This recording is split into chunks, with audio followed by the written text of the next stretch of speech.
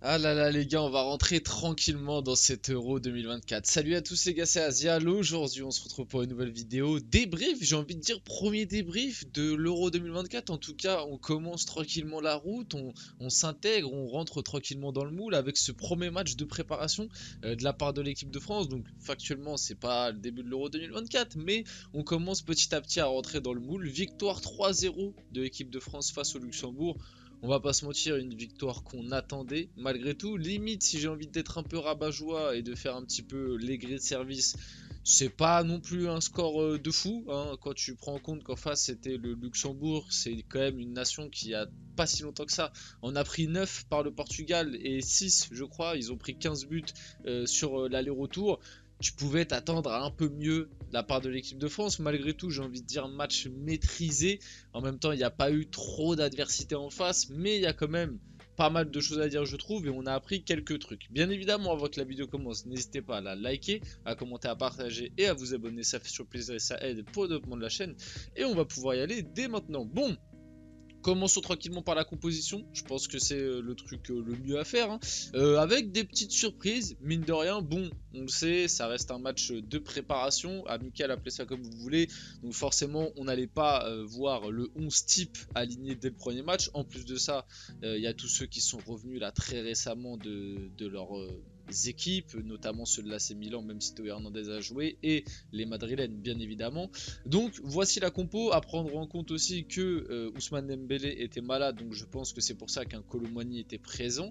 Et aussi, là par contre je n'ai pas trop d'explications, mais de base, dans la compo qui avait été annoncée en début de journée, c'était la même, sauf qu'à la place de Fofana, il y avait Warren Zaïre-Emery. Donc je sais pas ce qui s'est passé, pourquoi Fofana a pris la place de Zaïre-Emery, mais peut-être une inquiétude côté Zaïre-Emery. Bon, au final il est rentré, et bon, il y avait pas l'air d'avoir de dinguerie, mais c'est vrai qu'il y a eu ce switch là, donc je sais pas, peut-être par rapport à ses perfs, je sais pas, mais de base ce qui était annoncé c'était plus Zaïre Emery.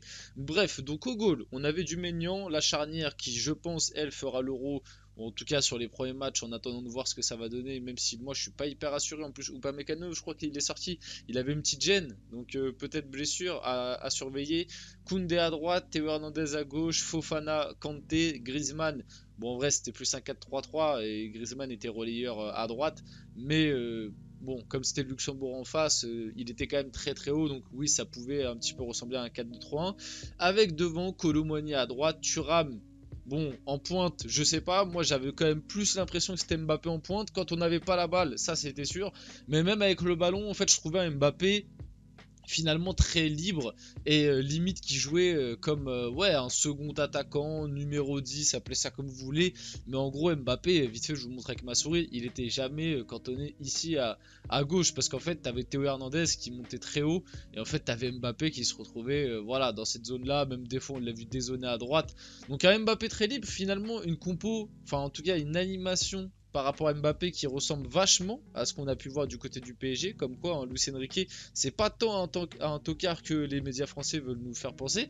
Mais ouais, du coup, Marcus Thuram, qui d'ailleurs a été plutôt décevant. Vite fait, si je dois parler des prestations individuelles. Ouais, un Marcus Thuram plutôt décevant. Même Griezmann, que j'ai pas trouvé foufou. Kolo Muani, buteur. Mais j'ai pas trouvé qu'il fait un match de ouf encore une fois. Alors ok, il marque, ok, il engrange un peu de confiance et tout.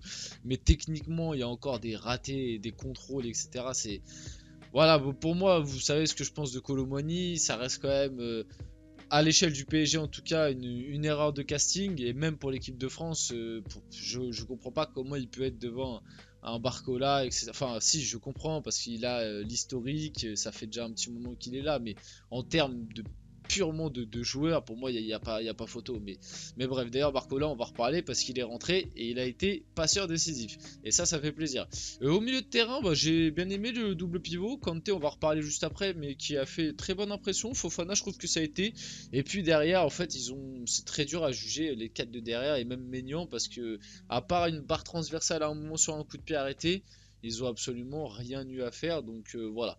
De retour en bleu, et pour notre plus grand plaisir, voilà, je voulais parler vite fait un peu d'N'Golo Kanté et me dire que je pense de plus en plus. J'avais déjà cette impression-là, parce que moi, comme je vous l'avais expliqué dans la vidéo liste équipe de France, et on avait parlé du coup du retour de Kanté, je vous avais dit, Deschamps, généralement, quand il rappelle des anciens comme ça, c'est pas pour les... Même si N'Golo Kanté, on le sait, il est gentil, il dira rien et tout, quand Deschamps rappelle des historiques comme ça, ce n'est pas pour les mettre sur le banc. On s'en rappelle à l'époque, quand il avait rappelé Benzema, c'était pour le mettre titulaire, il n'y avait pas question qu'il soit sur le banc.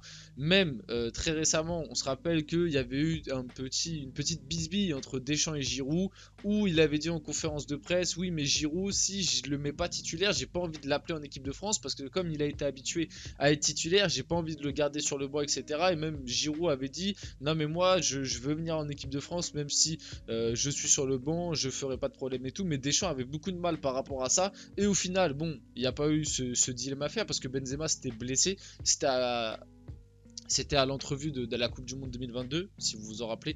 Bon, au final, Benzema s'est blessé, donc Giroud a été titulaire, et il n'y a pas eu de problème, parce qu'après, Benzema n'est jamais revenu. Mais Deschamps, il aime pas devoir gérer des mecs qui ont été des titulaires indiscutables sur le banc. Et quand on voit là, bon, après, voilà, faut tout mettre... on va dire, faut tout mettre avec des pointillés, parce qu'en face, il y avait vraiment pas grand chose. Le Luxembourg, c'est d'une faiblesse technique absolument abyssale. Il y avait quasiment rien en face, mais on a vu quand même un Kanté en jambes, voilà, dans le placement, dans les prises de balles, même dans le côté percussion, se projeter. Finalement, de N'Golo Kanté, qui certes peut-être un peu moins affûté qu'avant sur certains duels et tout, mais voilà, je pense qu'il peut encore vraiment rendre de très très bons services à cette équipe de France. Et c'est pour ça que pour moi, je pense que même avec le retour d'un Tchouaméni, on pourrait avoir un double pivot Tchouaméni-Kanté, et ce serait plus Adrien Rabiot qui en ferait les frais. Je pense vraiment qu'on peut avoir un truc dans ce style-là. Ça permettrait aussi à Griezmann du coup d'avoir un peu plus de liberté offensive et un peu moins cravaché défensivement. Et un double pivot Tchouaméni-Kanté, je pense qu'en termes de complémentarité, t'as deux mecs qui sont quand même des récupérateurs de ballon. T'as un mec qui est un peu plus stabilisateur en la personne de Tchouaméni, et un mec qui est un peu plus électron libre en la personne de Kanté. Je pense que ça pourrait bien fonctionner. Et peut-être qu'on se dirigera vers ça. Et bien évidemment que si Tchouaméni ne se remet pas à temps, bah ce sera Kanté Rabiot. Je pense que ce sera Kanté Rabiot dans ce double pivot avec Griezmann. Et c'est comme ça qu'on va partir. Mais du coup, je vois vraiment Kanté titulaire pour cet Euro 2024. Du coup, vite fait les buteurs. Quatrième but en équipe de France pour Randal Kolo Muani, sur un service de Kylian Mbappé qui met un but de la tête.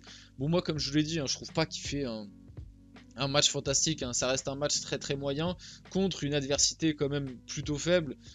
Voilà, moi, vous savez, comme je vous l'ai dit un peu en intro, Kolo Muani, vous savez très bien ce que j'en pense. Moi, j'ai toujours beaucoup de mal avec ce joueur, parce que pour moi, il a quand même de grosses carences techniques. Et à l'âge où il a, la confiance, oui, je suis d'accord, ça a un impact, mais techniquement, tu vois quand même qu'il y a des manques. Et c'est pas quelque chose qui... Enfin, si tu peux toujours évoluer techniquement, mais ça me paraît quand même compliqué. Après, oui, il a des qualités. Deschamps l'aime bien parce que c'est quand même un contre-attaquant. Il a à des moments des petites prises de balles où il peut faire des diffs avec sa vitesse, mais moi je suis pas convaincu par Kolo Muani personnellement. C'est quoi ce pétard de Jonathan Klaus? Deuxième but en bleu pour le Marseillais. Il a été bon, Jonathan Klaus, il a fait une très bonne entrée, et buteur aussi sur une passe encore d'Mbappé. Bon, cette fois-ci la passe décisive, c'est peut-être un peu gentil. Belle frappe, barre en 30, rien à dire, et il fait une très bonne entrée. Je pense qu'il a marqué des points. Je pense qu'il a marqué des points avec son entrée, tout comme pour moi Bradley Barcola qui a joué 10 minutes, et en 10 minutes il a fait quand même pas mal de différence. Passeur décisif aussi pour Mbappé qui a marqué. Moi je l'ai trouvé, enfin bon, c'est sur 10 minutes, encore une fois en face, bon, faut toujours mettre ça en compte, mais sur ces 10 minutes, moi je l'ai trouvé très inspiré, voilà, déséquilibrant. Et moi je vous le dis, attention, parce que Marcus Thuram, comme je vous l'ai dit, je l'ai pas trouvé bon du tout, et je pense que Marcus Thuram a perdu des points. Ça dépendra de la forme de Giroud, mais il y a moyen que, comme Kingsley Coman n'est pas dans la forme la plus olympique avec sa blessure, Kolo Muani pour moi c'est léger, et Marcus Thuram qui marque pas de points, attention à ne pas voir à un moment pendant l'Euro l'attaque du PSG. Barcola à gauche, Mbappé en pointe et Ousmane Dembélé à droite, ce qui me permet d'enchaîner sur Mbappé. Il vous a dit qu'il était libéré, je l'ai senti avec beaucoup plus d'envie, c'est vrai qu'on l'a senti plus heureux, ça me fait mal de dire ça, mais voilà, ça montre encore une fois qu'il en est vraiment rien à foutre au PSG.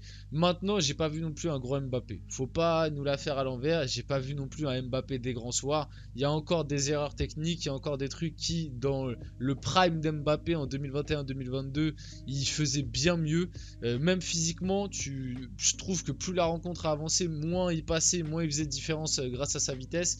Physiquement, il n'est pas au point. Maintenant, oui, il a fait un très bon match.